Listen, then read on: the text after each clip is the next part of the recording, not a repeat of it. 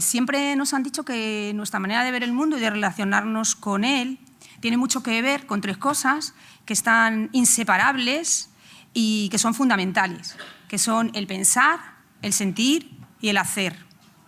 Pues vamos a hacer un poco de magia y vamos a separarlas para entregároslas en esas maletitas que tenéis ahí, en esas maletas rojas. José Eugenio abajo es la cabeza pensante sin descanso, es el bullir intelectual desmedido que a veces pues asoma en forma de voz como de volcán incontenible. Jesús Salinas es el latir emocionado, es un paseo sosegado por los corazones, es un beso que no espera respuesta. Y Federico de Pablos es un recorrido en un laberinto con una brújula en una mano y un reloj en la otra que va guiando a un grupo perdido o empujándolo en su itinerario. Así los veo yo, así los quiero yo y así os los presento. Pero si a alguien no le resulta suficiente o adecuada esta presentación, pues diré que en esta mesa se va a hablar de tres publicaciones muy diferentes. Educar frente al antigitanismo, que es este libro que tenéis, como he dicho, en la maletita, va a contentar a los más teóricos. Es exhaustivo, es muy detallado, es pormenorizado, no se parece en nada a una novela de ficción. José Eugenio abajo es miembro de esta Asociación de Enseñantes con Gitanos, miembro de Presencia Gitana y forma parte del Consejo Estatal del Pueblo Gitano en la sección de Educación. Gitanas y gitanos en la poesía del siglo XX es un trabajo de búsqueda y de selección que a poco que tengas una pizca de alma lírica te va a enganchar. No se parece nada a un tratado matemático. Y Jesús Salinas pues, es miembro fundador de esta asociación, es maestro y ha dedicado su vida al mundo gitano. Y la revista número 35, que es nuestro boletín, es un trabajo coral de toda la asociación en el que aparecen múltiples voces y en el que seguramente os vais a ver representados en muchos de los casos. No se parece nada a un ensayo erudito. Federico de Pablos es actualmente el que lleva la secretaría de nuestra asociación, es de formación, tiene una formación en educación y ha trabajado en diferentes campos socioeducativos. Y con él vamos a empezar su intervención, que es el que va a explicarnos o a mostrarnos el trabajo del boletín. Buenos días a todos y a todas. Muchas gracias, Cuca, por la presentación. Si veis, nos quiere mucho, ¿no? Nos ha tratado magníficamente y verdaderamente nos ha puesto los calificativos que verdaderamente tenemos en ese sentido. A mí me toca un poco, como ya he dicho, como persona que lleva la secretaría intentando, más que guiar, nos guiamos entre todos y en ese sentido, como entidad asamblearia, la verdad que conseguimos trabajos magníficos como por ejemplo la revista. Pero aparte, que eso a mí no queda claro, la revista ya está publicada, ¿de acuerdo? Y la vamos a presentar hoy porque siempre solemos presentar las publicaciones en las jornadas. Pero es que tanto el libro de antigitanismo como el libro de poesía es hoy la presentación. Que sepáis que sois los primeros que la tenéis, ¿de acuerdo? O sea que en ese sentido es, pues bueno, sois unos privilegiados porque además se han hecho una tirada de 300 y bueno, aquí entre estos días se va a repartir 145, 150 y los otros 150 pues, para otras cosas que nosotros solemos repartir. O sea que sois unos privilegiados. Y desde las 11 de la mañana pues está publicado en la página web, ¿de acuerdo? Voy a aprovechar para adelantaros. Si se vais a nuestra página web y ponéis el apartado publicaciones, pues desde esta mañana, para la gente que está en las redes, tenemos Educar frente al gitanismo, que es el libro rojo, y el Gitano Gitana, la poesía del siglo XX. Ya se puede descargar en PDF, todas nuestras publicaciones se pueden ver, un poco para que tengáis en cuenta. Y la revista, igual, la revista ya estaba colgada, que es un poco lo que yo voy a presentar hoy, y también está colgada dentro de las publicaciones el apartado de revistas. La revista, además, porque dentro de estas publicaciones, digamos, las que van a presentar los compañeros son algo personal, que atendiendo a la cabeza pensante y la cabeza sentimental, dijimos claramente en nuestras coordinadoras y asambleas que eso había que publicarlo, ¿no? Porque son dos personas que llevan un montón de tiempo y con sus conocimientos pues esas publicaciones tenían que estar y qué mejor momento de hacerlo ahora. Y la revista, como decía Cuca, ha sido un trabajo coral de todo enseñante. ¿Por qué? La revista, que además nos costó mucho el nombre, ¿no? Porque después de tanto tiempo, después de 2 años, de si es que seguí poniendo la palabra COVID, pero creíamos que era necesario, ¿vale? Y el concepto de resiliencia de la comunidad socioeducativa, pueblos gitanos y COVID-19, reto de aprendizaje, es porque si seguís la revista tanto en su versión de papel o en la versión de internet, una de las cosas que teníamos claras es, primero, romper los estereotipos que sigue habiendo dentro del pueblo gitano. Y nosotros, esto se ha sido trabajado, pues imaginarse, si se vais lo que lo tenéis ahí, se le hacen las mismas preguntas, con pequeños cambios, al profesorado, al alumnado y a la familia. Pero tened en cuenta que hemos entrevistado a 8 profesores y profesoras gitanos, desde educación infantil hasta la universidad. Hemos entrevistado a, creo que eran 9 o 10 familias gitanas de diferentes puntos de España. Y se han entrevistado a 17 chavales de diferentes puntos de España. La intención era ver el abanico de, digamos, todas las familias gitanas que nos podemos encontrar y por los problemas que han pasado esas familias gitanas a nivel socioeducativo con el tema del COVID. Igual no están representadas todas, pero tenemos familias desde que viven en la Cañada Real a familias que viven en la zona de Las Jarafes o alumnas que viven en la zona de Las Jarafes que a lo mejor han tenido los mismos problemas que hemos tenido nosotros. Y eso es una de las cosas que se han quedado patentes. Y era un poco la idea con el tema de la revista, ¿no? Que muchas veces queríamos romper eso. Cuando hicimos... Hay 2 artículos también magníficos, ¿vale? El artículo de Joan María Girona, nuestro compañero psicopedagogo de Barcelona, que no ha podido venir, pero a él le encargamos también un artículo que, sin haber visto todavía los resultados de la entrevista, parecía que la había leído o que había estado en cada una de las entrevistas, porque él había hecho un artículo que se llamaba La vida sigue, la escuela también, un futuro mejor, que parece que se había leído todas las entrevistas y había hecho el artículo después. Y no, el artículo estaba hecho antes que la entrevista, pero es casi un resumen de todas las situaciones que se ha encontrado el profesorado directamente en la escuela. Con la entrevista al profesorado, pues tenemos a Lola Cabrillana. Lola Cabrillana es un seudónimo, ¿vale? Voy a decir su nombre porque al final, aunque la busquéis, Lola Flores, va a salir otra Lola Flores por internet, no va a salir, no vaya a encontrar bien ella. Pero ella me decía que quería seguir con el seudónimo. Si ella tiene una barbaridad de seguidores impresionante en Twitter, es profesora de infantil, voy a decir la provincia de Málaga, no voy a decir el sitio concreto, y sigue teniendo amenazas todos los días en Twitter de antigitanismo. Por eso es el seudónimo.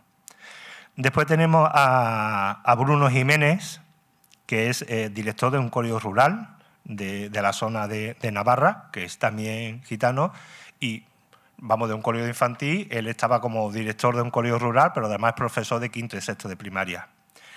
Tenemos a Jennifer Moreno, que es profesora de primaria en el Colegio Andalucía de las 3.000 viviendas, ¿de acuerdo? Es dentro del equipo directivo, lleva el tema de secretaría. Después tenemos a Rocío Serrano, que es nuestra vocal de enseñante con gitano por Andalucía. Fue alumna del Colegio Andalucía, sigue viviendo en las 3.000 viviendas y ella se hizo la entrevista porque estaba como profesora de cupo COVID en el Colegio de los Salesianos de Utrera. Después tenemos a Paco Plantón hijo, para que otros los que más eso conozcan a Paco Plantón padre, y él está en un colegio concertado también de Málaga y es profesor de inglés y un poco por la perspectiva también desde un colegio concertado para que veáis también los problemas donde también había alumnado gitano, ¿vale? En todos los centros educativos, además, había alumnado gitano. Tenemos a Miguel Martín, un profesor de bachillerato de la zona de Barcelona. Tenemos a Fernando Masías, que es técnico dentro de la Generalitat, que lleva el programa de desarrollo gitano y además es profesor de la Universidad Autónoma de Barcelona. Y tenemos a Loli Fernández también compañera nuestra de enseñante y la presidenta de la asociación ROMI, que es la primera asociación de mujeres gitanas que existe en España. Entonces, tenemos desde infantil, primaria, secundaria, bachillerato, universidad y adultos. Porque Loli, que ahora está jubilada ya, pero sus últimos 20 y tantos años ha sido profesora de adultos en Almanjaya, en Granada. Que veáis un poco ese estereotipo, porque a lo mejor a Loli la podéis conocer, pero no conocéis a Rocío Serrano, no conocéis a lo mejor a Lola Cabrillana, que tiene publicado un libro y está para publicar otro. No conocéis, por ejemplo, a Jennifer Moreno. Jennifer Moreno son de estos de, como aquí las compañeras, ¿no? Que se le dice un día antes, oye, que te toca presentar y no son capaces de decirte que no, ¿no? Sí. Jennifer Moreno, pues un poco de estos favores que tenemos de amistades, porque si no directamente te dice que no. Y porque le hice yo la entrevista, si no también te dice directamente que no, no por darse a conocer, sino por otro tipo de miedo, ¿no? de estar visible, pero no por decir visibilidad de ser gitana. Porque además Jennifer, no soy capaz de ponerlos más grandes, eso sí que no sé, pero Jennifer, la tenía aquí, rompe el estereotipo de gitana. Ojo celeste, ¿no, Ángela? Jennifer, ojo celeste era. Bueno, morenita más o menos igual que yo, pero después ojo celeste. Y ella dice, bueno, sí, yo soy gitana, pero si me junto con otro gitano va a decir que no soy gitana. Hay que estar con el gitanómetro, ¿no? Como muchas veces que se dice. Lola Cabrillana, esta no tengo claro que sea la foto, no, cuando hablé con ella no me lo dio muy claro, pero bueno, Lola Cabrillana es rubia, no sé si de bote o no, no me lo ha llegado a decir, pero bueno, es rubia con rizo. El director de Navarra, pues igual, si no lo dice, pues tampoco aparece. Y ya si hablamos con Loli sí, pero Rocío Serrano, pues tampoco. Entonces, ya solamente con la imagen rompe estereotipos. Pero el Loli, perdón, Ricardo, si se dais cuenta ya solamente... Vale. Si se dais cuenta, muchas veces... primero, no hay por qué decirlo, pero nosotros veíamos muy importante dar a conocer a otras personas gitanas. Y os recordamos, son las mismas preguntas, con pequeños, claro, se hacen las mismas preguntas pero no es exactamente la misma pregunta que se le puede hacer a un profesor o a un alumno que a una familia. Pero sí, cuando lo leáis veréis que son iguales, la intención es la misma para eso. Y vais viendo que hay muchas cosas que se hilan y que se relaciona lo que dice la madre, lo que dice el hijo, o lo que dice el adolescente y lo que dice el profesor, ¿de acuerdo? Y nos encontramos de todo. Nos encontramos de todo, de todo, de todo. Una de las cosas más importantes que hay que dejar claro, que en esta época del COVID, muchos de los sitios que el alumnado ha seguido para adelante ha sido por el esfuerzo del profesorado y de las entidades que han estado apoyando a los centros educativos, ¿vale? Después, por supuesto, el esfuerzo del alumnado y el profesor de la familia, pero os puedo dejar claro que en muchos de los colegios que han seguido para adelante y no ha habido esa gran descompensación que se ha sufrido en muchos centros educativos por un poco todo el caos que se formó, ha sido por las horas y horas que han echado los docentes. Vamos a tirarle, también que nos ha echado flores, vamos a echarle flores a Cuca. Cuca también se ha jubilado, aquí donde la veis, se ha jubilado ya, desde luego. Cuca la llamaba a las 8 de la tarde y estaba teniendo todavía sesiones con el alumnado o con padres. ¿Vale? Bueno. Sí, pero no lo cuentes, se me pone el pelo de punta otra vez. Se pasó muy mal. Que vaya un poco el funcionamiento del trabajo que ha tenido el profesorado. Perdón. Tenemos también el artículo de las compañeras de Madrid Nosotros en Madrid hay, digamos, 3 entidades que son las que conforman el colectivo de enseñantes, que es la Asociación Barró, la Federación Artemisa y la Asociación El Fanal.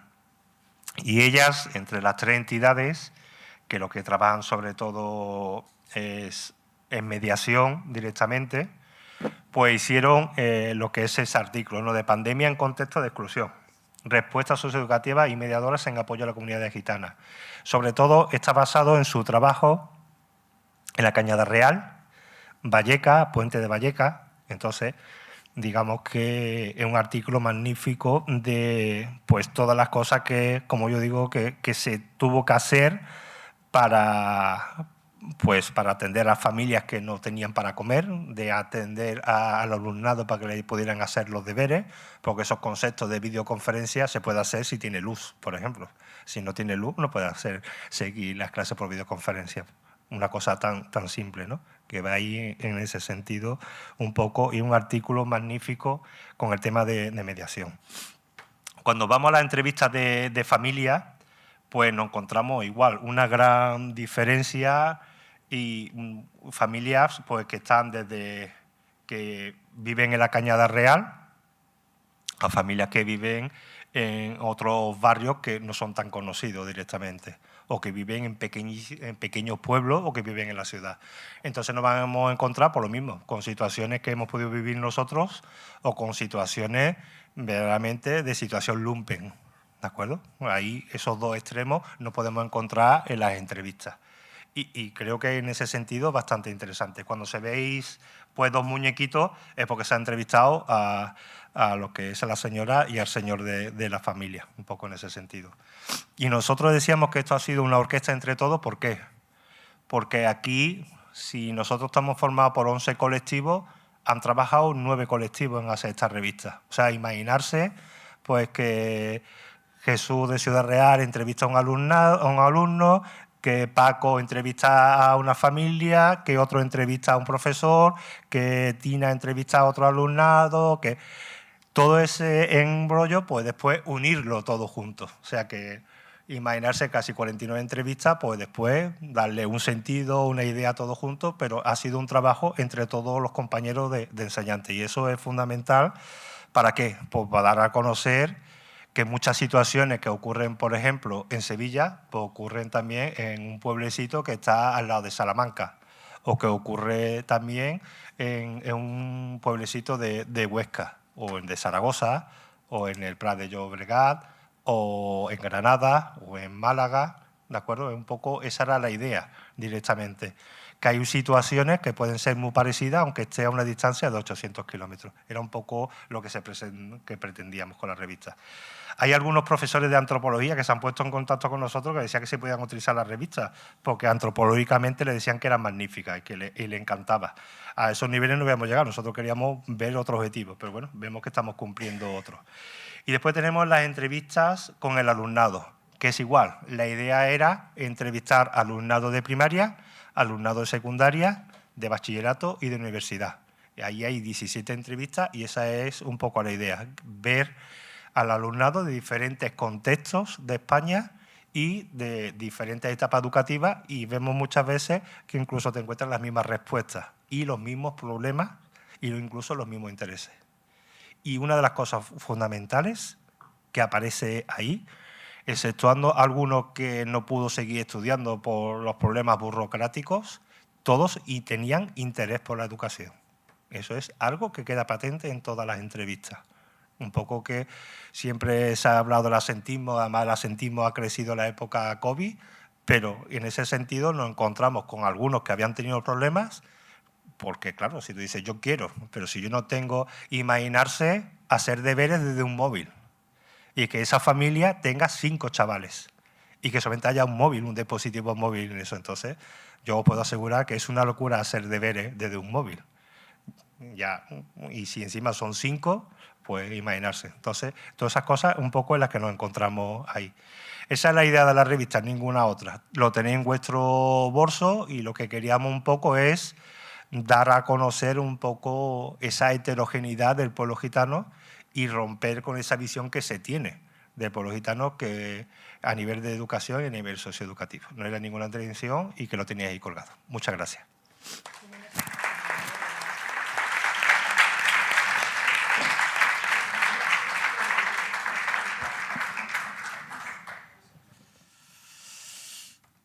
Decía Pepe Heredia, un hombre, podríamos decir una mujer, un hombre tiene su hermano en otro hombre que tiene igual de limpias las manos.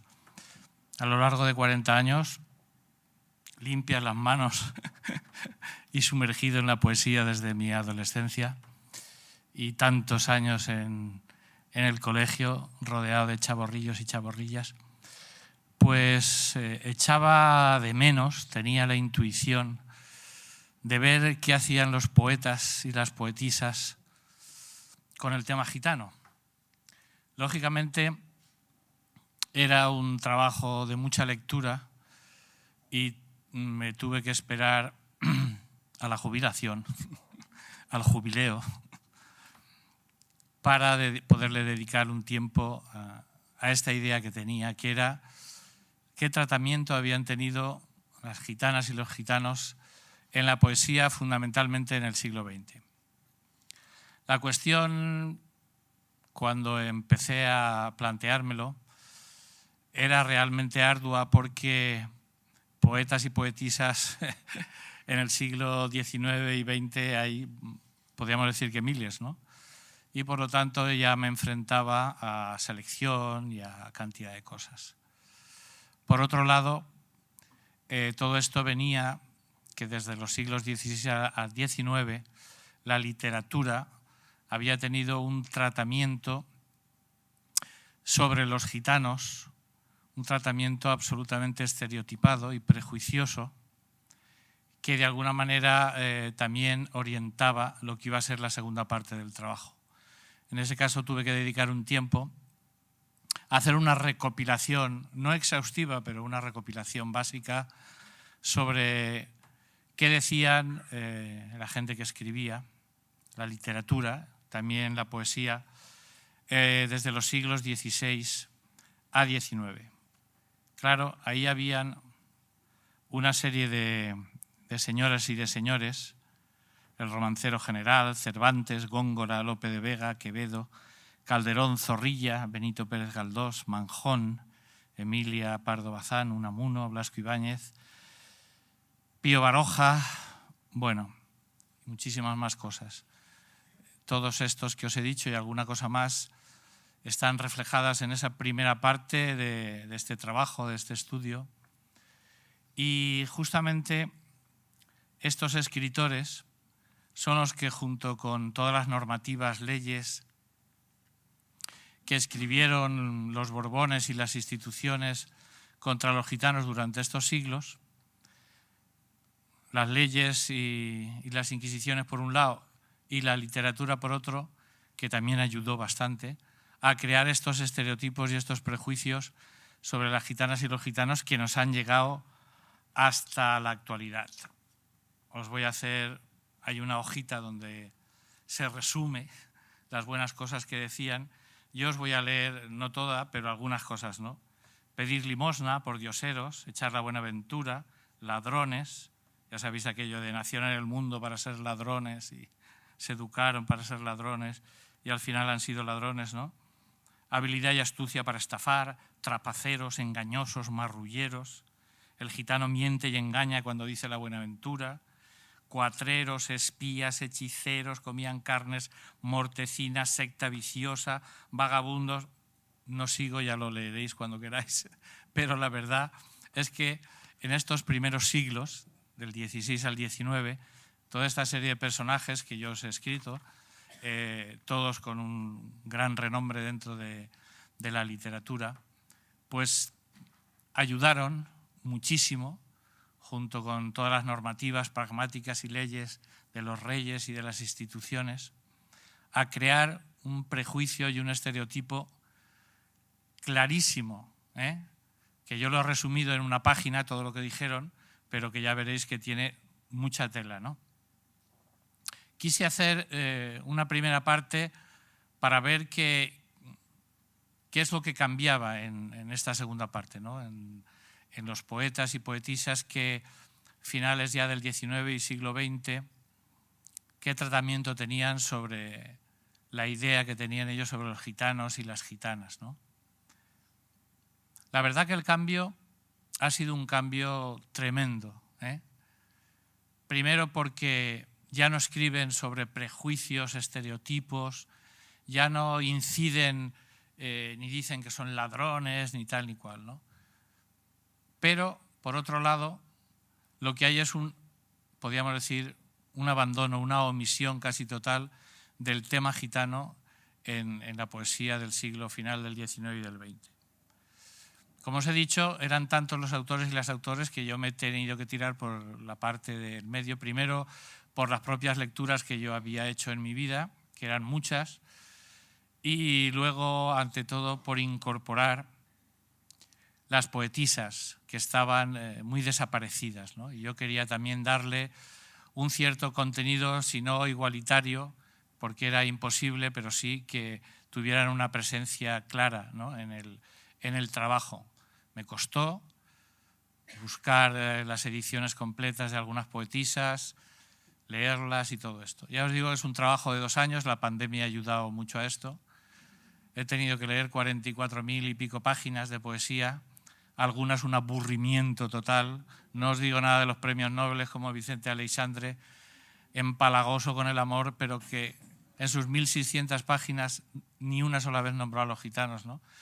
Pero ha habido que pasar de lo que eran cuestiones intuitivas a cuestiones reales. Quiero decir, yo no podía hacer un trabajo en el cual dijera, a mí me parece, no, a mí me parece no. Sencillamente, este autor, en 1.600 páginas, el tema gitano no sale, ni siquiera el nombre de los gitanos. Pablo Neruda, en 5.600 páginas, tiene en este libro, en esta página, en esta edición, esta reseña. Entonces, bueno, es un trabajo que yo pienso que lo tiene que hacer gente que está loco como yo, ¿no? Enamorado de la poesía, que a ratos yo también la escribo, y que de alguna manera emocionalmente, que siempre he concomitado en eso con los gitanos, muchísimo con Pepe Heredia, esté en el mejor de los cielos que pueda estar, pensaba que de alguna manera tenía que hacer esta aportación, ¿no? Esta aportación que yo creo que a nadie le interesaba o a nadie en principio le podría apetecer, ¿no? el hacer semejante trabajo. De todas maneras, este no es un trabajo final. Ya lo digo yo en lo que os tengo ahí escrito, que esto es el principio de un trabajo que debe completarse, ¿no? Yo creo que aquí puede ser que sea una faena de estas que poníamos a los alumnos, decir, bueno, tenéis que hacer una redacción sobre no sé qué, no sé qué menos. Bueno, esto es una faena que yo pondría fundamentalmente aquí a mis amigas y amigos gitanos, los que están y los que faltan, porque yo creo que este es un trabajo que ellos deben continuar, ahondar. Esto es un principio, ¿no?, de un trabajo en el cual yo he cogido quizás la gente más relevante, premios Nobel y bueno, una serie de personal que no se puede decir nada de ellos. También cuando acabas de hacer esta lectura larguísima y ves que prácticamente, hasta os hizo hay una pequeña estadística al final del libro, ¿no?, de decir, bueno, prácticamente el 90% de estos autores, si han escrito o ha salido una frase sobre los gitanos, ha sido algo accidental, ¿no? En realidad se salvan cinco autores. Lógicamente García Lorca, que es la excepción excepcional de los poetas no gitanos que tienen cosas sobre el mundo gitano. Y luego están 4 poetas, 3 poetas y una poetisa gitanos, que solamente por traer en el libro, que están aquí sus poemas básicos sobre el mundo y sobre sus sentimientos gitanos, valía la pena hacer este estudio o hacer esto que tenéis ahora en vuestras manos y que hoy se ha colgado en nuestra página para que todo el mundo tenga acceso a estas cuestiones, ¿no? Poco tengo que decir, ¿no? Sencillamente, por un lado, yo hago como una visión sociológica de por qué pienso yo que la mayoría de estos poetas y poetisas no han dicho nada sobre los gitanos, ¿no? Pero claro, es que pillaron un siglo absolutamente convulso, ¿no? pillaron la Guerra Civil Española, pillaron la Segunda Guerra Mundial, la Guerra Civil Española, pillaron independencias de países, pillaron comunismos totalitarios, pillaron liberalismos totalitarios. La verdad es que era una historia de vida o muerte, de unas urgencias extremas que en realidad relegaron cantidad de temas, y entre ellos el tema gitano, que no era un tema relevante como yo intuía, ¿no? La cuestión, pues, es esta, ¿no? Yo creo que este es un trabajo que puede ayudar mucho, fundamentalmente a los que les gusta la poesía, pero ante todo a la gente que está en la pedagogía, ¿no? A la gente que está en la didáctica, a la gente que está en el sistema educativo, escuelas, institutos, porque aquí está el material, ¿eh? Aquí está la reseña de 53 poetas y poetisas del siglo XX de absoluto nivel, muchos de ellos premios Nobel, premios de poesía nacionales, están en las Reales Academias Española, en la gallega, en la valenciana. Quiero decir que es gente con muchísimo nivel y de alguna manera te desilusiona, ¿no? El ver que estos señores que tienen miles y miles de páginas de poesía, pues prácticamente no toquen el tema gitano. Y los que lo tocan lo hacen de una manera absolutamente accidental, ¿no? Anecdótica. Bueno, pero luego la verdad es que tenemos estos poetas que de alguna manera nos salvan, ¿eh? En realidad hay una poetisa jovencísima, Noelia Cortés, que tiene unos poemas preciosísimos. Hay nuestro Joaquín López Bustamante, que no sé si está ahora aquí, pero estos días estará con nosotros, que esta tarde nos leerá sus poemas, que tiene un librito, La puerta en Torná, que es, vamos, es una maravilla, que te lo lees una vez y es pequeñito y te lo vuelves a leer y te lo vuelves a leer y le empiezas a poner música y eso, ¿no? Es una maravilla, ¿no? Luego tenemos una obra inmensa, que es la de Pepe Heredia, que es de obligado cumplimiento a cualquiera que se acerque al mundo gitano. Es una obra preciosa de sentimientos gitanos transmitidos de una manera excepcional. Es una poesía, mucha de ella absolutamente clásica, una maravilla. Y luego está también dos poetas más, aparte de Pepe Heredia. A ver si te encuentro, que no te encuentro. ¿Eh? La Noelia, que os lo he dicho, que es una maravilla. ¿Eh? Está Pedro Peña, ya sabéis, Pedro Peña, catedrático, y Elio Gómez. Sí, Pedro Peña tiene un librito pequeñísimo, coeditado con otro poeta, se llama Hijuelas, y tiene 5 o 6 poemas para tirarse al suelo y llorar. Preciosos, bonitos, algunos de persecución en estos tiempos, ¿no? Y de qué cosas más bonitas escribe este gitano, este maestro, este hombre que ha dado paso a una saga de cantaores y de una hermosura, ¿no? Y Helios Gómez, que es una rara avis que casi nadie conoce, ¿no? Que se le conoce más fundamentalmente por sus dibujos, sus ilustraciones, ¿no? Pero que tiene un libro, un único libro, publicado por una fundación que lleva a su hijo, y que es un tocho inmenso en el cual tiene un montón de poesías sobre el mundo gitano y desde el mundo gitano, ¿no? Con confusiones históricas y todo lo que queráis, pero que es una aportación desde dentro del mundo gitano que ha pasado absolutamente inadvertida y que tiene cosas también increíblemente bonitas para poder trabajar. Bueno, pues estos son los que desde el mundo gitano y García Lorca desde el mundo emocional, desde el mundo de la sintonía con los gitanos, ¿no? Desde el mundo desde la concomitancia, yo creo que esto es lo que de alguna manera salva el estudio al final, ¿no? Salva el poder tener unas referencias, unos trabajos, ¿no? Hago también un pequeño capítulo muy pequeñito en el cual los pocos autores y autoras que de alguna manera tienen algún poemita o sale lo gitano, intentando sacarle algo de positivo a estos 5 o 6 poetas que de alguna manera también han tocado el tema gitano, ¿no? Y poco más. No, lo único que os puedo decir es el disfrute, la inmersión que yo he tenido para, de alguna manera, aquella intuición que tenía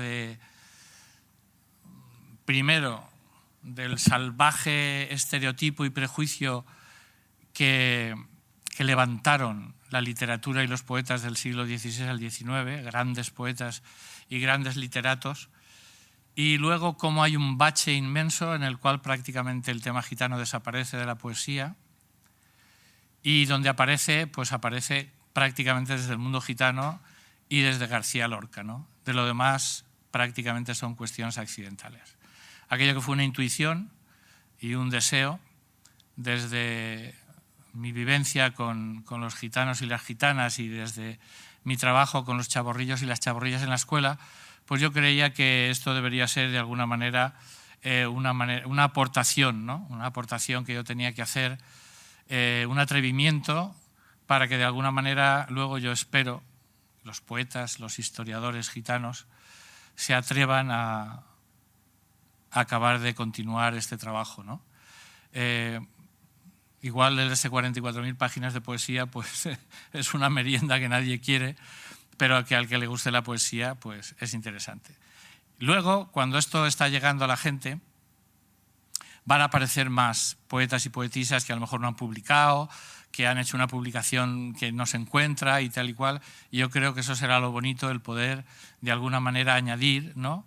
Y crear un trabajo más amplio, un trabajo más de ellos. Yo creo que, como muchos que llevamos 40 años aquí con ellos, caminando siempre a su lado, nunca adelante ni detrás, creo que tenemos la convicción de que ahora es el tiempo de ellos y que son ellos los que tienen que, de alguna manera, caminar hacia donde quieren ir, si se ponen de acuerdo, o por lo menos alguno y alguna puede retomar según qué temas que yo creo que ya les toca, ¿eh? Por un lado por derecho y por otro lado por obligación, ¿no?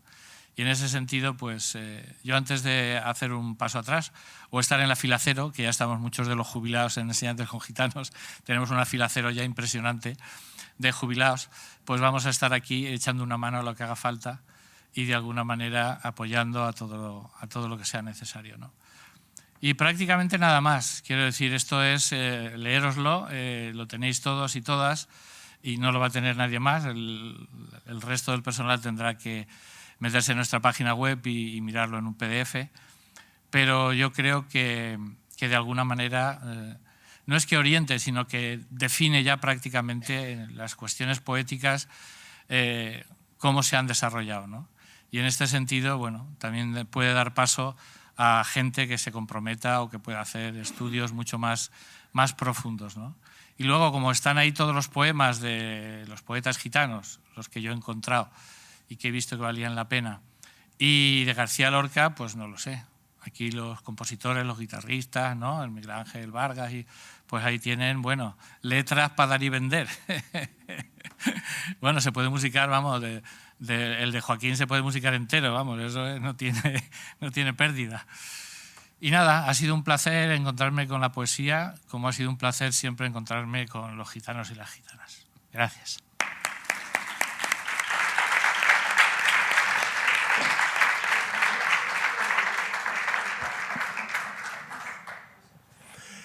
Llevo varias noches sin dormir.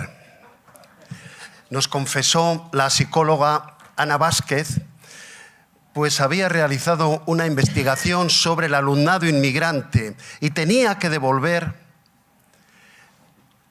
los resultados al colegio donde la había llevado a cabo. Se había tomado muchos cafés con la maestra en cuya clase había estado más tiempo. Y le tenía que decir, he cuantificado a lo largo de un curso cómo al alumnado inmigrante se le dedica mucho menos tiempo de atención, menos miradas en clase, menos preguntas, menos corrección de sus ejercicios, menos alabanzas, lo cual evidencia menores expectativas sobre ellos y alimenta el autocumplimiento de la profecía negativa. Creo que los que estamos y las que estamos aquí, todos cuantos trabajamos en el ámbito educativo, nos debemos sentir interpelados y preguntarnos: ¿existe hoy todavía algún tipo de discriminación racial, aunque sea inconsciente? ¿Por qué diversos organismos señalan que en nuestros días se está produciendo una transmisión intergeneracional de la pobreza? ¿Y qué papel juegan los centros educativos en estas dinámicas? Aunque nos produzca cierta incomodidad, las expectativas del profesorado pueden estar influenciadas por los estereotipos racializados y esto condicionar a su vez el rendimiento del alumnado. Nuestras propias prácticas educativas son freno o acelerador de esa desigualdad social cronificada. Para ello, yo me he servido de este método de ver, analizar y actuar. Ver la realidad, los hechos, unas mínimas pinceladas o botones de muestra. Aquí tenemos a María José Jiménez Cortiñas, la primera gitana universitaria en Galicia, que señala: no puedes ir al súper sin que te persiga el guardia de seguridad. Hace un mes, en la celebración del Samuradipen, o genocidio gitano perpetrado por los nazis, se señaló: vivimos tiempos en los que las gitanas y gitanos todavía siguen encontrando discriminación día a día. Personas que viven miradas de desconfianza a diario cuando salen a la calle, que tienen dificultades para encontrar una vivienda o un trabajo. Ramón Lizárraga, vendedor ambulante y pastor evangélico, paisano mío, entrar a un bar y ver que a ti no te ponen aperitivo y al otro sí. O pensar en ir a la piscina con la familia y desechar la idea porque crees que nos van a mirar mal. Yo me he sorprendido de mí mismo al darme cuenta de que, esperando en la cola del cajero, he sacado la tarjeta bien a la vista para que la chica que estaba delante de mí no pensara que estaba ahí vigilándola, sino que también iba a usar el cajero. Amanda Pisa, premiada a finales del año pasado con el galardón Meninas de la Junta de Castilla y León por su labor en la formación y empoderamiento de las mujeres gitanas burgalesas en el programa Cali de la Fundación Secretariado Gitano, graduada universitaria, medalla de bronce de España en Kempo Karate y técnica de la Fundación Secretariado Gitano. Todo esto señalaban los poquitos medios de comunicación que se hicieron eco, pero si leemos las entrevistas que la hicieron, veremos que ella siempre señala lo siguiente. Recientemente un grupo de mujeres jóvenes ha terminado una formación en atención al cliente. Y no exagero si digo que llamamos a 60 comercios para solicitar prácticas. Y la inmensa mayoría nos ha cerrado las puertas al saber que llamábamos de Fundación Secretariado Gitano. Son los prejuicios que no acaban de disiparse. ¿Qué está pasando en un campo tan fundamental como es el acceso al trabajo? Sabemos que aproximadamente el 50% de los puestos laborales en España se están cubriendo por la red de información e influencias familiares y de amigos, por los enchufes. A esto hay que añadir que si eres una persona de tez morena, vives en tal barrio, tienes determinados apellidos, pues lo vas a tener bastante más difícil en muchas ocasiones. Y esto es el telón de fondo del acceso al mundo laboral. Es lo que John Ogbu estudió para la población afroamericana y llamó el techo limitado de empleo, que aunque tengas igual titulación, no se tienen las mismas oportunidades laborales dependiendo de tu clase económica y tu grupo étnico de procedencia. Y en otro ámbito fundamental como ese de la vivienda, pues ya ha comentado esta mañana José Manuel Fresno, la mercantilización que está ocurriendo en España, lo difícil que es para muchas partes de la población en general el acceso a la vivienda, que nos cuesta medio ojo de la cara. Y si encima partimos de dos circunstancias más adversas, como es los programas de realojo que se hicieron tristemente en la transición, que con mucha frecuencia se hicieron en zonas segregadas, con viviendas de muy malos materiales. Y si a eso añadimos el otro factor, que es la discriminación racial en el alquiler de la vivienda, a menudo hay una anticipación de conflicto, problematicidad e inadaptación hacia las personas y familias gitanas, con un triple estereotipo: no pagan, destrozan, alborotan. En definitiva, son chupópteros y asalvajados, ojo con ellos. Y las administraciones con mucha frecuencia se lavan las manos y en ocasiones incluso alimentan esa estereotipia y criminalización.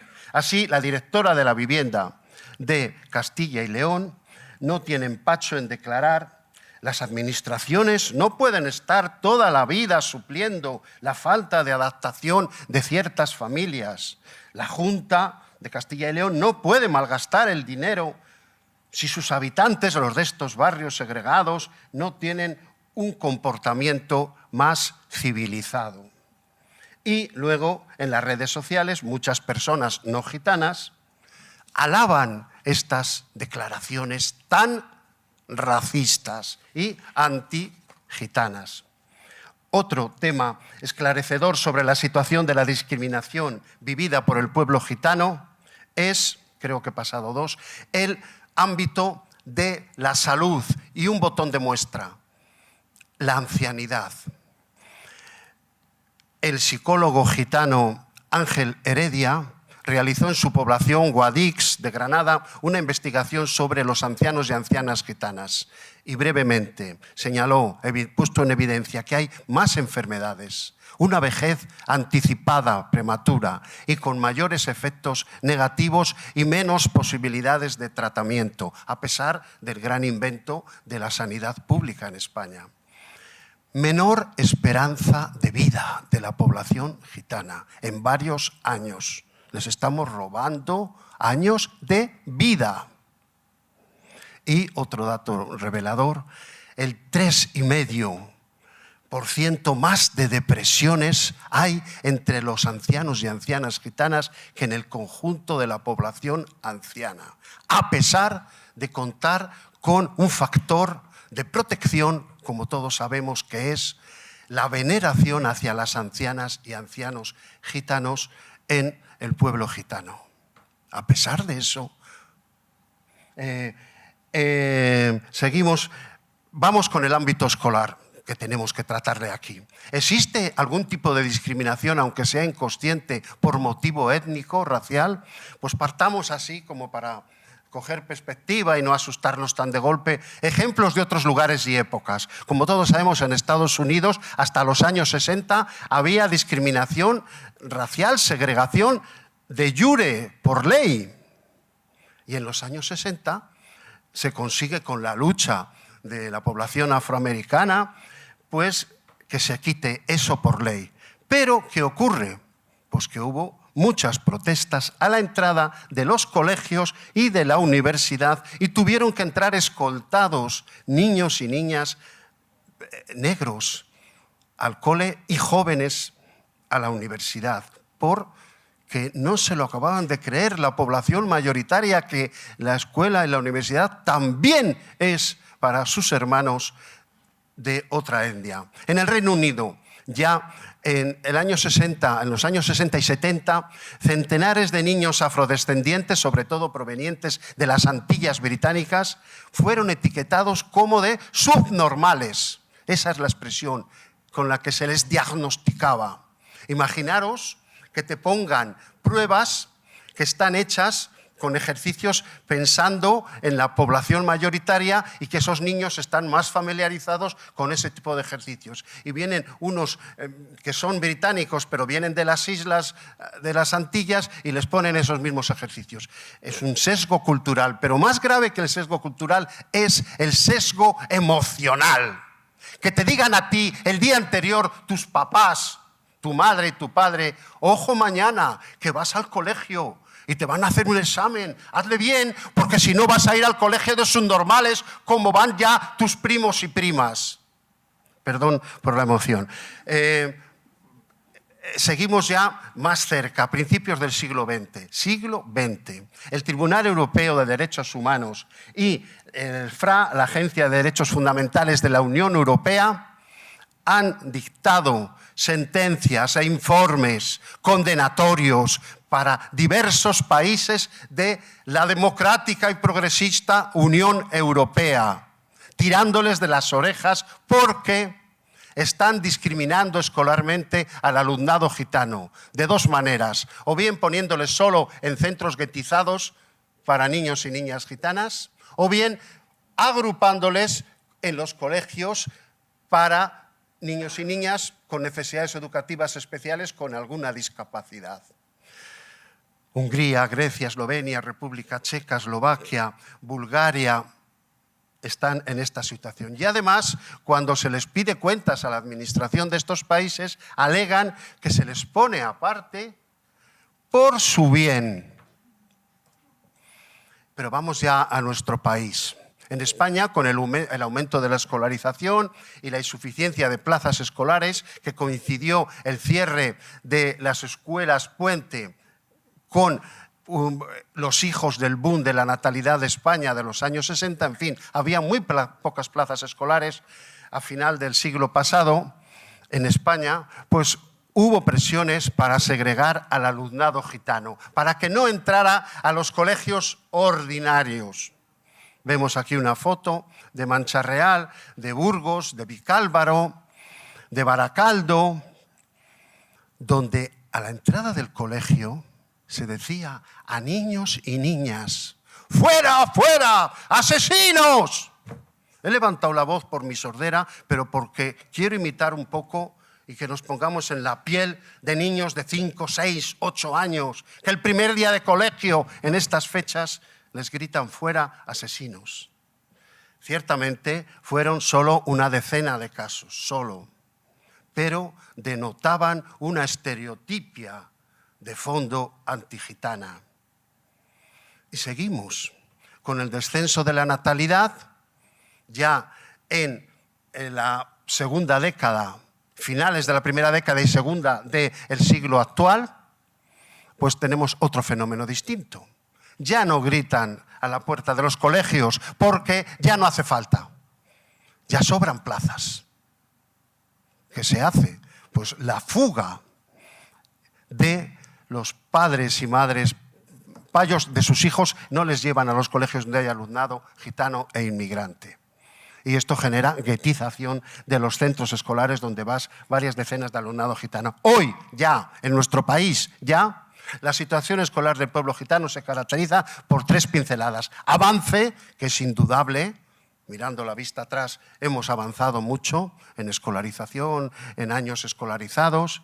Inequidad, hay una brecha enorme educativa en comparación del conjunto del alumnado gitano con el conjunto del alumnado en todo el país. Y de segregación. Esta inequidad, esta sobrerepresentación del fracaso y el abandono escolar temprano del alumnado gitano se manifiesta, a pesar de que no tenemos datos precisos, tenemos datos suficientes para señalar que la titulación del alumnado gitano en educación secundaria es 5 veces inferior a la titulación del conjunto del alumnado en España. Y que la titulación del alumnado gitano en educación secundaria posobligatoria, en otros títulos de formación profesional, es 10 veces inferior a del conjunto de la población juvenil española. Y que el porcentaje de alumnado gitano, voy terminando, en la universitarios es 200 veces. El 0,2 de la población burgalesa tiene título universitario, 8 personas. 0,2, el 2 por 1000, no por ciento. Mientras que en España ahora mismo, el conjunto de la población, estamos rozando muy cerca del 40% de la población española de 24 a 64 años tiene titulación universitaria. De modo que yo lo que sí quiero decir es que la estereotipia social se está reproduciendo en la estereotipia escolar, en expectativas negativas, y estamos siendo acelerador de la transmisión intergeneracional. Estamos intensificando esta dinámica desde los centros educativos. Segregación en los centros, el otro rasgo. Lo comentó ayer el compañero que habló, el 50% del alumnado gitano en España, según una investigación de hace 4 años de la Fundación Secretariado Gitano, con una muestra que hizo, el 50% de los chavales y chavalas están segregados gitanos en España hoy. Y la OCDE hizo un informe sobre 64 países de los más ricos del mundo y España era el tercero que más segregaba. Y luego hay otra segregación en el propio centro. En el propio centro a través de repeticiones, grupos aparte, grupos C, educación compensatoria, grupos de acogida. Pues el informe PISA, uno de los datos que no se ha señalado suficientemente, último señaló que la mitad de los alumnos de origen social desfavorecido repiten y que el alumnado de origen social desfavorecido repite 5 veces más y que la segregación en España es atroz. De modo que aproximadamente la mitad de nuestro alumnado gitano está segregado y ha repetido algún curso antes de marcharse de los centros educativos. Cuando la OCDE, que no es nada sospechosa, es el Club de los Países Ricos, ha señalado por activa y pasiva en la UNESCO que la repetición y la segregación son el mejor pronóstico de abandono escolar. Y seguimos repitiendo y seguimos segregando. Dice Fernando Macías, pedagogo gitano, ¿alguien se pondría una vacuna que la ciencia ha demostrado que no es solo ineficaz, sino contraproducente? Pues eso estamos haciendo. Esta es una foto de un instituto donde pone aula de minorías étnicas. En Madrid, en la Comunidad de Madrid, se está poniendo de moda en la programación general anual, que lo aprueba la inspección, poner grupo C en primero y segundo de la ESO, para gitanos. Ya no hace falta en tercero. Y lo ponen asignado al departamento de organización, en fin. Hoy el antigitanismo genera una discriminación multidimensional y la escuela forma parte de esa discriminación multidimensional en gran medida. No todos los profes, no en todas las situaciones, pero aproximadamente el 50% de la población mayoritaria señala en encuestas que no quiere que sus hijos e hijas estén con niños y niñas gitanas. Y aproximadamente el 20% señala que la culpa es de los propios gitanos. Finalmente, analizar 2 minutos, si me permites, ¿qué podemos hacer? ¿A qué se debe esto y qué podemos hacer?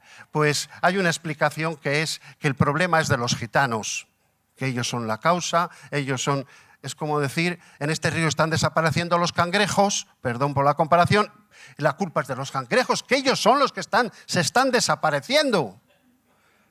Claro, hace falta un enfoque sistémico, holístico, ecológico, que comprenda raíces históricas, comprenda discriminación actual, antigitanismo actual y que todos somos corresponsables. Yo cuando tenía adolescente, a final de los 60, pongo este ejemplo, se acuñó la frase mujer al volante, peligro constante. ¿Qué quería decir esto? Pues que los varones teníamos más pelas en general y nos sacábamos el carné y las pocas valientes que iban a sacarse el carné las mirábamos con lupa, las ridiculizábamos y luego decíamos que es que, en fin, pues la historia de persecución del pueblo gitano genera una situación de desigualdad y además con unos estereotipos que justifican esa desigualdad. De modo que la principal causa de la situación escolar desfavorecida del pueblo gitano son las expectativas negativas de los agentes educativos. El profesorado, las familias no gitanas, que también son agentes educativos donde llevan a sus hijos, y las propias familias gitanas pueden caer en lo que se llama indefensión aprendida. Está la cosa tan difícil, te ves tan rechazado que te desalientas. Me decía antes el compañero de Santander que que hay que estudiar por qué se desanima la población gitana. Y esto es clave, que nos esforcemos en por qué, no digamos se desaniman, están desapareciendo. ¿Qué es lo que lleva a una persona, aunque quieren la escuela hoy, la inmensa mayoría, no digo el 100%, pero el 99% de las familias gitanas no son tontas y saben que la escuela es una herramienta imprescindible? Y quieren, y les encantaría que sus hijos e hijas triunfaran en la escuela. Pero lo ven muy difícil porque encuentran pocos resultados, fracasos, repeticiones, desconfianza, rechazos. Y, por lo tanto, lo último, ya voy a la última página, Gloria Steinem hizo una charla en Estados Unidos en los años 60 en la Facultad de Derecho de Harvard y ¿cómo la vas a titular? Y dijo, quiero que sea ¿por qué la Universidad de Harvard necesita que haya mujeres en ellas? Y no al revés. Por supuesto, tienen que estar las mujeres, pero la propia universidad necesita que haya mujeres en ella, porque si no, ¿de qué derecho vamos a hablar? ¿Y de qué educación? Pues del mismo modo.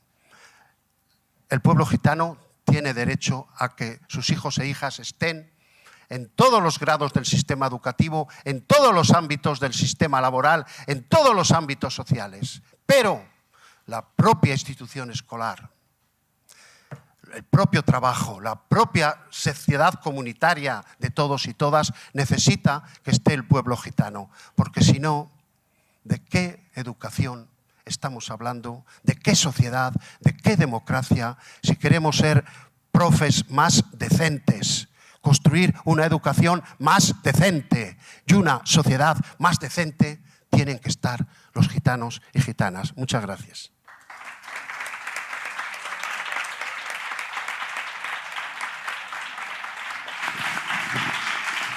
Bueno, creo que ha quedado demostrada la veracidad de mi presentación en los tres casos.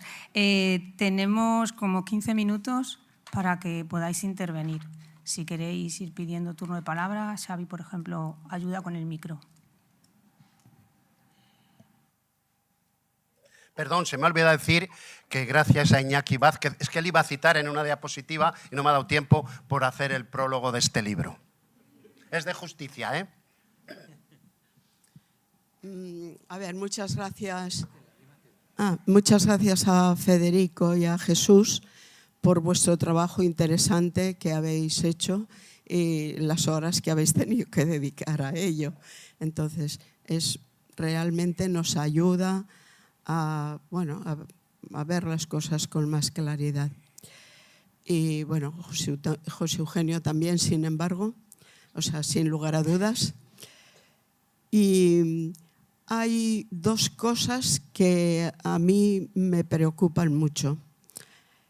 Es verdad que el pueblo gitano ha mejorado mucho su situación, pero me está preocupando muchísimo que en mi entorno, personas muy cercanas a mí, lo que me están comentando es que si los gitanos no están cerca de nosotros, no están de acuerdo con nosotros, es porque ellos no quieren. Y me deja muy preocupada, porque, bueno, estas personas saben que yo estoy aquí con vosotros y que, he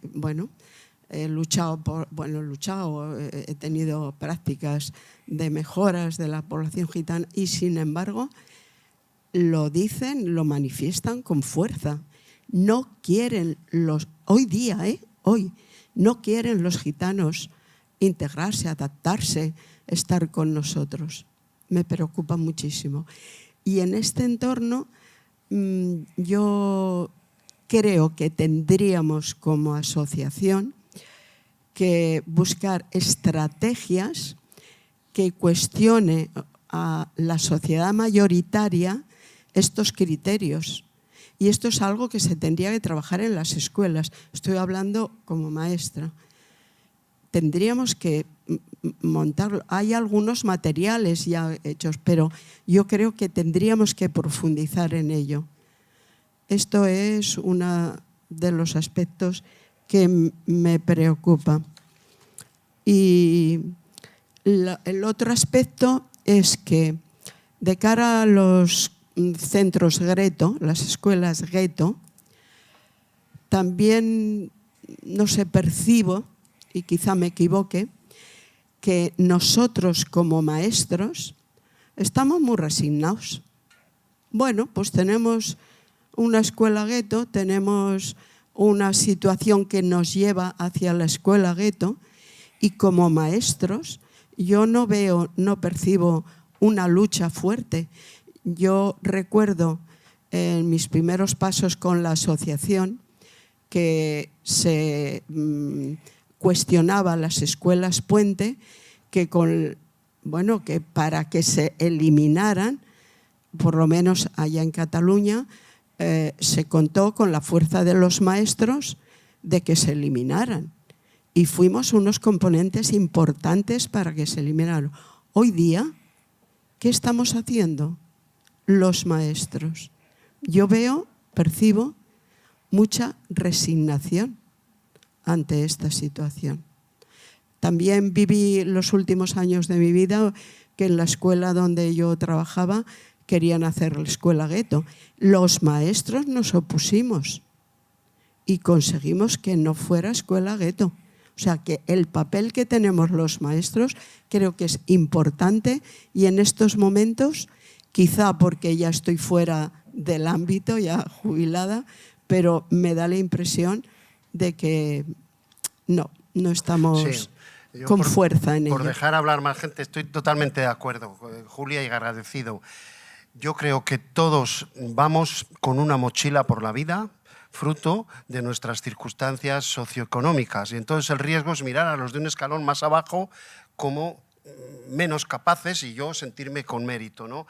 Y entonces yo con José Manuel Fresno de esta mañana me parece brillantísimo, un sabio, estoy totalmente de acuerdo en todo menos en una cosa. Cuando ha dicho que los alumnos con necesidades educativas especiales no están teniendo titulación, aunque están integrados en teoría, y sus padres muchos están descontentos, el factor principal no es la falta de recursos que él ha señalado. Se hizo una investigación al poco de implantarse el plan de integración en España, con el gobierno socialista, con la LOCSE, y se encontró que la integración estaba resultando, que se utilizaba esa palabra, en aquellos lugares donde los profes eran reflexivos y tenían altas expectativas sobre ese alumnado con necesidades educativas especiales y creía en la integración. Y en aquellos otros centros y profes que la habían cogido con resignación, como dices, era un fracaso. Entonces, para mí, para los profes que nos estén escuchando y los que estamos aquí, mediadoras, promotores, el factor clave en la educación es las expectativas.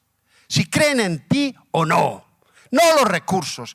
Los recursos ayudan. El que la familia tenga medios económicos o no es un condicionante. Son condicionantes. Pero el motor del aprendizaje en el ser humano es la afectividad y las expectativas. Pensemos cuando aprendimos a nadar o a andar en bici. No fue por tener mejor bici o mejor bañador o mejor piscina. ¿Qué va? Si muchos aprendimos en el río.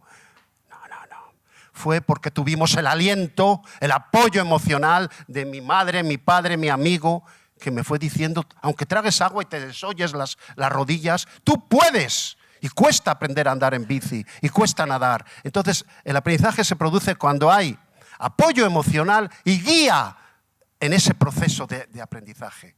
Entonces, ¿qué está pasando en el Campus RON en Cataluña, en la Fundación Peraclosa, en el Secretariado Gitano, que están obteniendo éxitos y más porcentaje de aprobados entre la población gitana? Porque proporcionan esas dos cosas. En Aragón, el Campus RON también proporciona apoyo emocional, expectativas de que tú puedes, vales. Y esto con gente mayor, adultos que están sacando el título, con familia ya a su cargo, trabajando, que eso es dificilísimo. Y están sacando el acceso a la universidad y carreras universitarias. Tienen apoyo emocional, creen en ellos y tienen guía académica. Hay que poner también gente que te ayude. Entonces, los profes tenemos que creer que somos lo fundamental en la vida de nuestro alumnado. Y que si creemos en nuestro alumnado, estamos haciendo... El año pasado termino las anteriores jornadas. yendo Alfredo y yo para Aranda, los 3 chavales que llevamos, estudiantes gitanos, ya con confianza nos dice uno, ¿conocéis a Conchi, una maestra que está en un pueblo? Pues Conchi me rescató a mí. Yo estaba en un pueblo y me tenían en el grupo de educación compensatoria con inmigrantes que no sabían español, allí apartaba. Yo, es que, ¿qué hago yo aquí?, decía. Pero mis padres cogieron un bar en un pueblo y en la escuelita de aquel pueblo la maestra se implicó, fue a saludar a mis padres al bar, les dijo que yo era un chaval majísimo, listo, competente, una suerte tenerme como alumno. ¿Yo cómo no iba a funcionar? Si yo estoy terminando grado superior de ciclo formativo es gracias a Conchi. Hace falta Conchis, que no siempre lo van a conseguir. Conchi no siempre va a conseguir que sus chavales gitanos sigan adelante, pero es su obligación y en muchas ocasiones sí lo conseguirá. Yo todo lo demás es humo de pajas, los medios, lo que queramos. Si ponemos el acento en que me toca alumnado muy difícil, muy desfavorecido, muy vulnerado, que no, que el acento tengo que creer en mí, en mis herramientas profesionales y humanas y en mi alumnado. Esa es la principal herramienta que tengo en mis manos y la tengo que utilizar porque si no, los talentos que Dios ha dado a los gitanos, hay que decir a los pastores evangélicos que hay que ponerles en marcha. Mírate a ti mismo, profe, los talentos que la sociedad y Dios te ha hallado si has creído en él, ponlos en marcha a favor de estos chavales que están deseando aprender y su familia también. Perdón por el tono de predicador.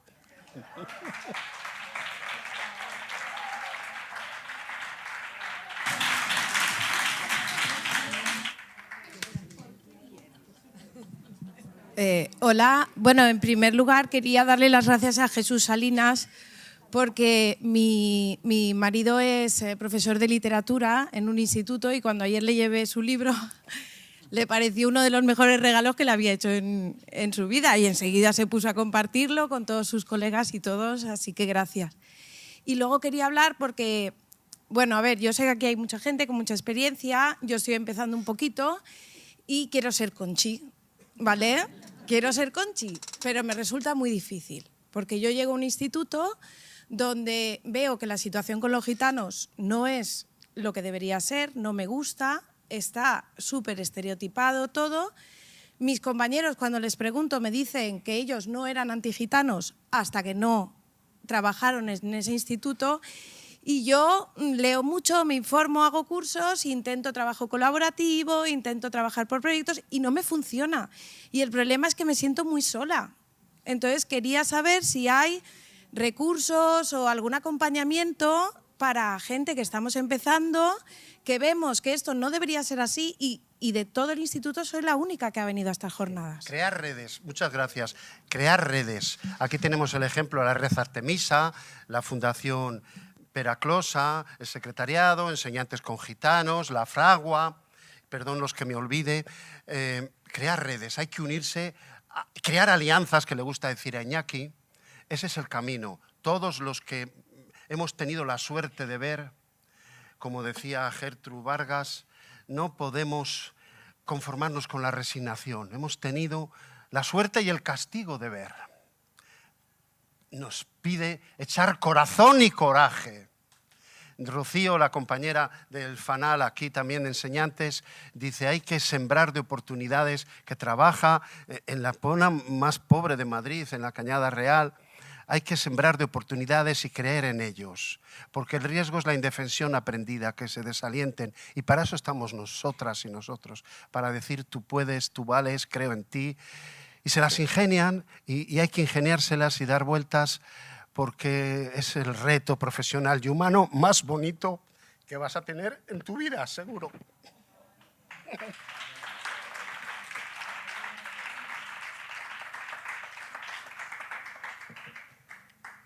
De todas formas, mientras que llega otra pregunta, futura Conchi, también hay que tener en cuenta que cuando tú entras en un instituto donde existe ya una dinámica, hay que romper esa dinámica que existe. Yo me acuerdo hace 20 y tantos años cuando empezamos a hacer formaciones al profesorado y utilizamos, por ejemplo, Paco Cascón, ¿no? Que Paco Cascón para temas de resolución de conflictos era maravilloso y cuando venía al profesorado A los 2 o 3 días me llamaban a los directores del colegio diciendo que qué formación le había dado, porque todos los profesores querían cambiar toda la dinámica del instituto. ¿Vale? Y dice que al final no estaba resolviendo conflictos, le estaba creando más conflictos.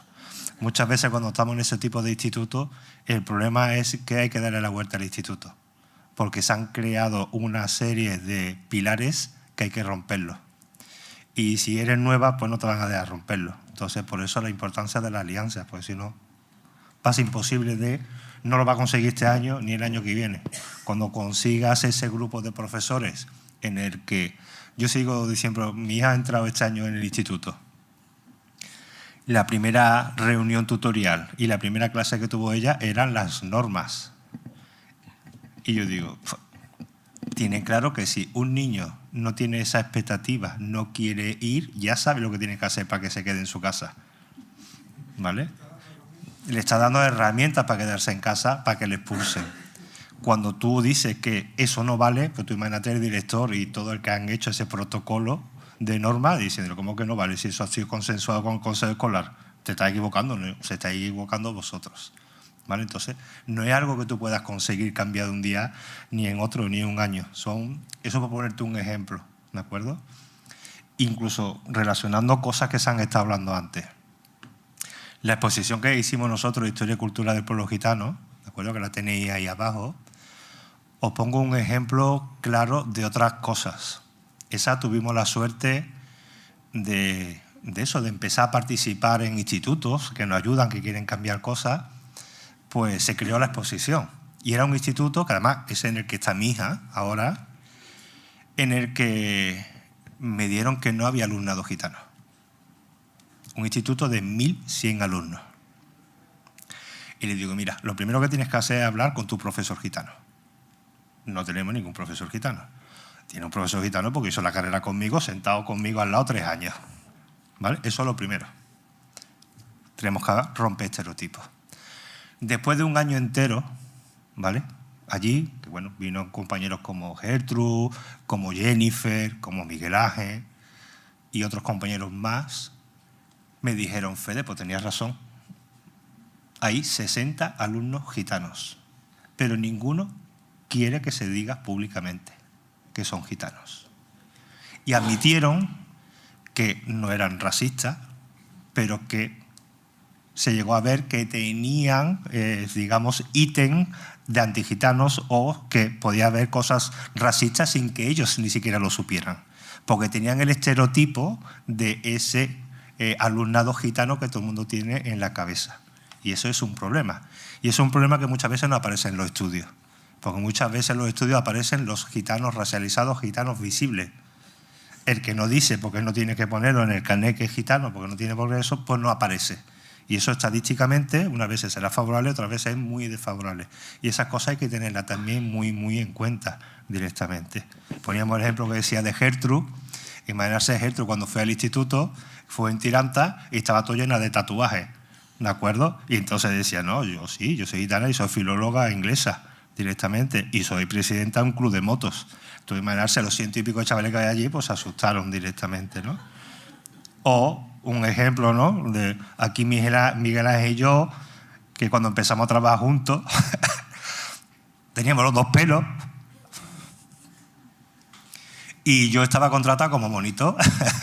Yo estaba contratado como monitor y él estaba contratado como mediador, supuestamente. ¿Y quién pensaba en los niños que eran el gitano? Yo. Porque yo era moreno, tenía pelo y él era blanquito y con los ojos claritos. Entonces, el estereotipo está, yo siempre digo, el estereotipo está hacia el pueblo gitano, pero la gente se le olvida que el pueblo gitano también tiene un estereotipo hacia la mayoría. Y eso no lo encontramos en todo. Entonces, esa dinámica hay que cambiarla desde dentro y desde fuera. Y es muy difícil, te puedo asegurar, ni en 1 año, ni en 2, ni en 3. Manolo Gotor era director apagafuego directamente. Y se ha creado muchas veces más enemigos que amigos por cambiar dinámicas. ¿De acuerdo? Entonces, que sepáis eso. Querida futura Conchi, no hagas caso a este compañero que dice que necesitas imprescindiblemente las redes. No hagas caso a este otro que dice que si no pasa mucho tiempo y cambias a todo el equipo directivo... Mira, ni de una manera ni de la otra, ni de 25 que la formes, vamos a cambiar el mundo así en un chas. Pero yo te digo a ti, te garantizo, que si tú sola, en tu espacio, porque los 30 que están ahí fuera te tachan de loca pirada, de ya está aquí la pesada con los pobres y ya está aquí la... Joder, siempre tienes que estar, que sí. Si tú soportas eso con tu paragüitas, y ese paragüitas sí que te puede servir, soportes de este tipo, plataformas, lecturas, eso sí, no te aísles tú sola, pero no pretendas exigir al resto de tus colegas que te acompañen, porque entonces nunca harás nada. Vale, si tú consigues eso, cualquier pequeña cosa que hagas a cualquier niño o niña en estas condiciones, vas a sentir que en 15 días hay un cambio en ese niño, no en la sociedad, no en todos los gitanos, no en el universo. Pero ese niño te va a mirar de otra forma. Y al cabo de 2 meses le vas a notar que tienes una respuesta académica o conductual que es suficiente y vas a decir, joder, es que si analizas de verdad vas a notar tú y vas a percibir tú la evolución. Tus compañeros no la van a ver, no la van a ver. Pero no porque no exista, sino porque ese niño, esa niña va a seguir manteniendo sus mismos patrones con el resto. Pero contigo va a cambiar, con tu materia va a cambiar. Te lo digo desde mi humilde experiencia. Y eso lo haces con uno, lo haces con otro, al año siguiente te sale mejor, al año siguiente ves que esto no funcionó mucho, pero esto otro sí. Y son simplemente a veces pequeños gestos que pasan inadvertidos para el resto del aula y para incluso parece que para el crío o la cría al que va dirigido, pero hace mella. Eso es lo que yo te puedo dar, porque además me parece más esperanzador y desde mi punto de vista más realista. Lo otro, lo de a largo plazo con todos, es estupendo. Si consigues eso que dicen, venga, todo el claustro, ¡ay, qué bien lo hace Cuca! Vamos a hacerlo todos como ella. Eso no va a ocurrir, o va a ocurrir muy pocas veces y aún así luego no engancha del todo, porque si me dicen, pero ¿tú cómo lo haces para que fulanito no te toree? Y tú dices, entra en mi clase si quieres un día y lo ves. Pero al final parece que quieren engancharse, pero no saben, no pueden, no tienen esas habilidades, no se lo creen. Entonces a lo mejor no vas a conseguir tirar de ellos, aunque incluso te digan, mira, llegó Paco Cascón y nos movió a todos, ¿qué has hecho para que todos quieran? Pero luego eso es profundo, es real, es definitivo, es permanente, casi nunca. Pero esas pequeñas cosas que tú, Conchi, puedes hacer son súper válidas. ¿Hay más palabras? Vale, pues estamos fuera de tiempo, así que súper breves. Venga. No, vale. Sí. Sí. Es que, a ver, es que yo no tengo el micro, entonces, sí, dáselo. Que lo tiene ella. Venga, Aquí va a hablar Rocío. Pues dale, Rocío.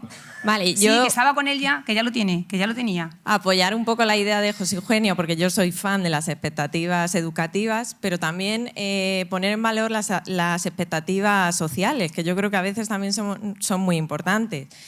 Un ejemplo muy claro que yo creo que a mí, por ejemplo, me ha roto los esquemas es en Cañada. Llevamos 4 años pidiendo un autobús para que los chavales continuasen estudios no obligatorios, que no había nadie o muy pocos los que continuaban, y en solo 1 año de funcionamiento de ese autobús se ha conseguido duplicar la cantidad de gente que estudia, que continúa estudios.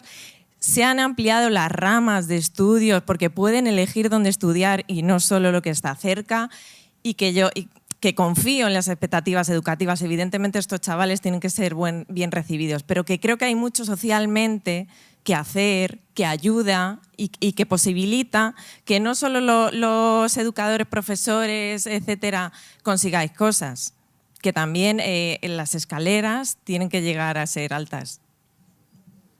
Muy bien.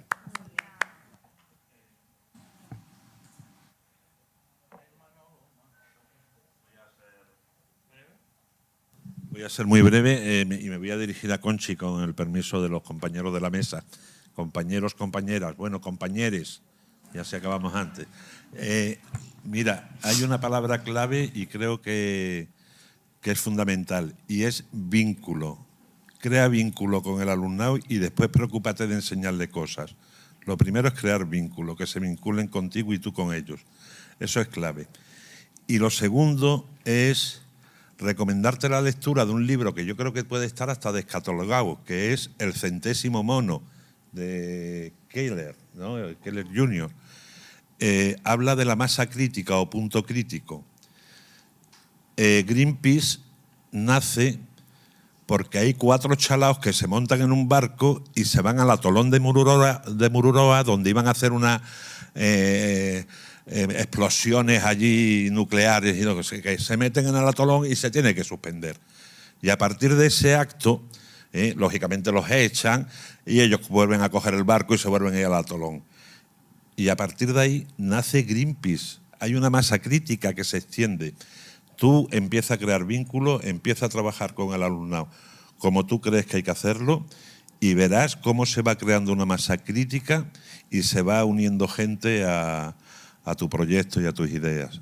Eso era todo. Ánimo, que es lo fundamental en todo esto. Bueno, ya damos por finalizada la sesión. A ver mi Paqui, ¿qué quiere? Venga, dale el micro. Venga, dale el micro. Nunca es tarde si la dicha es buena. Claro. ¿Dónde? Yo agradecer a toda la mesa, que os quiero un montón, de verdad, que desde que empecé a venir aquí a Enseñantes y conocer a tantos profesoras, tantos profesores que daban su vida por la comunidad gitana, fue para mí una cosa preciosa, una cosa maravillosa, que nunca había visto. Decirte, José Eugenio, que te admiro un montón, que si te emocionas tú, nos emocionamos todas contigo, porque todo lo dices de corazón, y los gitanos sabes que somos mucho de corazón. Y deciros que, por mi parte, por mi experiencia, si no hubiera habido una Conchi en la Asociación Barró, que fue Paloma, Vanessa y Blanca, que confiaron tanto en nosotras, mujeres ya gitanas, mayores, casadas, con niños, que no creíamos en nosotras mismas. Y se lo digo, no sé cómo se llama esa profesora. ¿Cómo se llama? No, Conchi no. ¿Cómo se llama? Vas a ser Elena.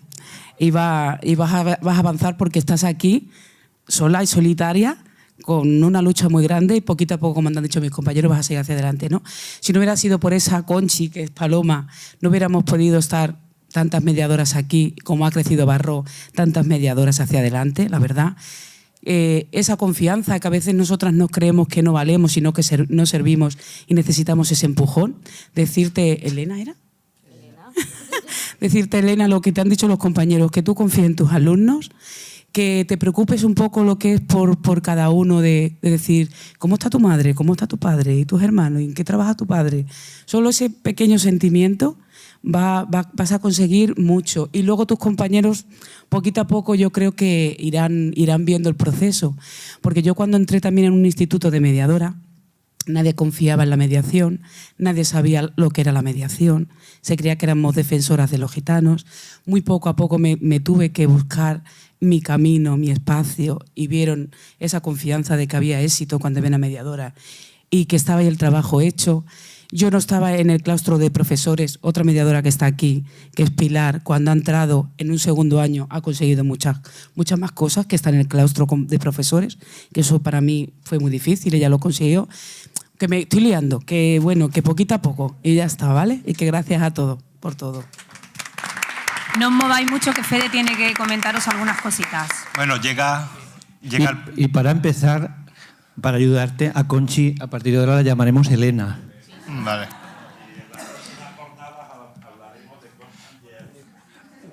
Bueno, Conchi, Elena y el resto de jornalistas. Sigue el pesado de Fede para que no se nos olvide las cosas. Ahora ya sabéis dónde está el comedor. A las 4, por favor, en punto. ¿Por qué? Porque a las 4 en punto vamos a tener aquí a los 45 chavales que vienen a través del programa Compania, que ellos van a poner sus conclusiones de qué es lo que necesitan para poder seguir estudiando, ¿vale? Aquí, a las 4, aquí, puntualidad. Os vuelvo a recordar, os digo puntualidad porque suele ser una hora muy mala. O las 2 primeras filas pondremos que están reservadas. Escuchadme, por favor.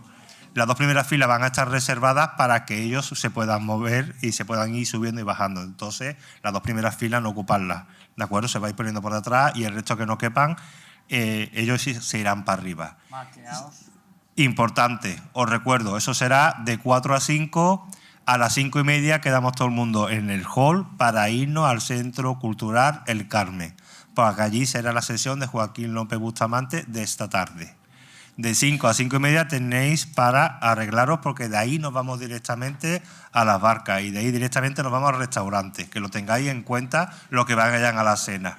Otra cosa importante, escucharme, por favor.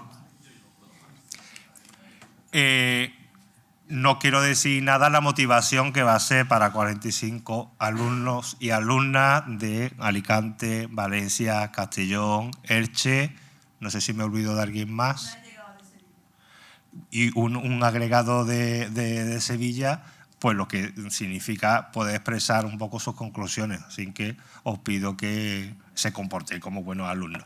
Muchas gracias.